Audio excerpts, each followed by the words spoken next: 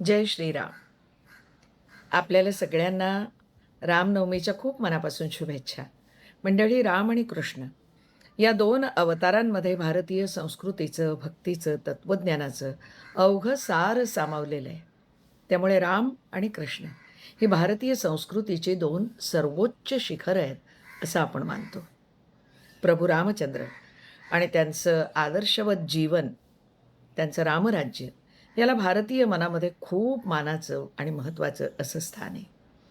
प्रभाते मनी राम चिंतित जावा, हे मराठी माणसाच्या मनावर अगदी बालपणापासून झालेले संस्कार आहेत. आणि म्हणूनच मर्यादा पुरुषोत्तम राम, अमर्याद पुरुषोत्तम कृष्ण या दोघांच्या जीवनातनं नेमकं काय घ्यायचं याचा विवेकी मनुष्य नेहमी विचार करतो. अतिशय संघर्षांनी, युद्धांनी आणि भावविवश करणाऱ्या अशा प्रसंगांनी भरलेलं प्रभू रामचंद्रांचं जीवन, या जीवनातलं प्रत्येक वळण ते अत्यंत आदर्शवादी अशा वृत्तीनं जगले. त्यामुळे प्रभू रामचंद्र काय आणि त्यांनी स्थापित केलेलं रामराज्य काय, या दोन्ही गोष्टी भारतीय मनासाठी आदर्शवत आहेत. पण आदर्श हे आजच्या काळामध्ये एक स्वप्न ठरू शकतं. आजूबाजूला इतके बेसूर, भेसूर असे व्यवहार सुरू असतात, की आपल्याला ठाऊक असलेलं रामराज्याचं स्वप्न किंवा प्रभू रामचंद्रांचा आदर्शवाद हा आपण या युगात प्रत्यक्षात आणू शकत नाही. आणि तरी देखील आपण त्याची कामना करत असतो. हे रामकथेचं आणि राम या दैवताचं मोठेपण. खरं तर राम आणि कृष्ण हे दोन्हीही विष्णूचेच अवतार. तिघेही घनश्यामल. राम त्रेतायुगामध्ये अवतरले आणि या अवतारामध्ये त्यांनी आदर्शवाद रुजवला.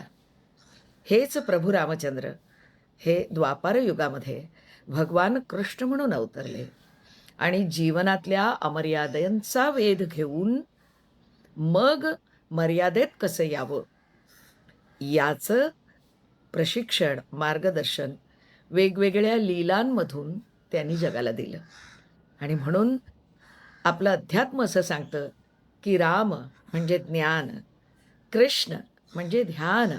विविध ठिकाणी विचलित झाल्यानंतर आपलं ध्यान जिथं लागतं, ज्या ईश्वरचरणी आपण ध्यान ठेवतो ते ध्यान, आणि ज्ञान आणि ध्यान या दोन गोष्टी जिथं एकत्र येतात, तिथं हरीचं गान सुरू होतं. आणि म्हणून वारकऱ्यांचा मंत्र रामकृष्ण हरी. भक्तांच्या चित्ताचं हरण करतो तो हरी. हर आणि हरी यांचा समन्वय ज्याच्यामध्ये आहे तो हरी. आणि ज्ञान आणि ध्यान यातून जे गान सुरू होतं ते हरी. आपल्याकडे राम, कृष्ण, हरी आणि असं म्हणूया, की पूर्वाश्रमीची आपली सगळी कार्य पूर्ण केल्यानंतर आयुष्याच्या उत्तरार्धामध्ये गोकुळीचा कृष्ण हा पंढरपूरचा राणा झाला आणि महाराष्ट्राला एक कुलदैवत मिळालं. आता हा सगळा आपला देवाकडे बघण्याचा जो दृष्टिकोन आहे, तो त्या त्या देवतेचं स्मरण करण्याचा दिवस येतो तेव्हा आपण अधिक प्रकर्षानं करतो. रामनवमीच्या दिवशी प्रभू रामचंद्रांचं स्मरण करताना आपण महर्षी वाल्मिकींचं स्मरण करतो. तसंच महाराष्ट्रावर जो एक खूप मोठा असा संस्कार झाला आहे, त्या गीत रामायणातली पदं आपण ऐकतो, आळवतो, मनामध्ये रामचरित्राचं गायन करतो. हे सगळं आपलं मन अगदी आपोआप करत असतं.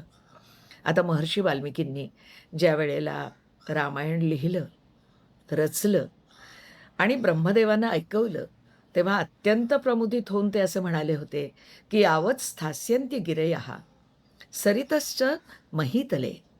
यावत् स्थास्यन्ति गिरयः सरितश्च महीतले तावत रामायण कथा लोकेषु प्रचरिष्यती. जोवर या पृथ्वीवरती दऱ्या, खोऱ्या, डोंगर आणि वाहणाऱ्या नद्या आहेत, तोपर्यंत ही रामायण कथा लोकांमध्ये प्रचलित होईल, हिचा नेहमीच प्रचार होईल. वाल्मिकींच्या प्रतिभेला महाराष्ट्राच्या आधुनिक वाल्मिकी गदी माडगुळकर आणि युगकर्ते, भावगीतकार, गायक, संगीतकार सुधीर फडके यांनी अत्यंत श्रद्धेनं प्रणिपात केला शब्दसुरांचा एक महायज्ञ सुरू केला. आकाशवाणी पुणे केंद्र हे त्याचं स्थान होतं आणि रामनवमी 1955 ते रामनवमी 1956 असा 56 आठवडे हा शब्दस्वरांचा यज्ञ सुरू राहिला आणि महाराष्ट्राचं मन खऱ्या अर्थानं पावन झालं. आता रामकथा ही नेहमीचीच असते, त्यातले प्रसंग नेहमीचे असतात आणि तरीसुद्धा ती आपल्याला ऐकावीशी वाटते. कारण प्रत्येक विवेकी, प्रत्येक भावसंपन्न, संवेदनशील अशा व्यक्तीला अशा रामयुगाची अपेक्षा असते.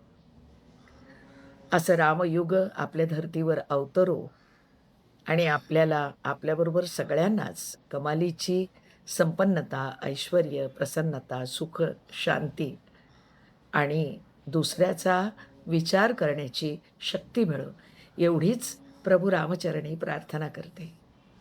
राम का गुणगान करिये, राम प्रभू की भद्रता का, सभ्यता का ध्यान धरिये, असं सगळ्या जगाला ओरडून सांगावंसं वाटतं, खरं की नाही?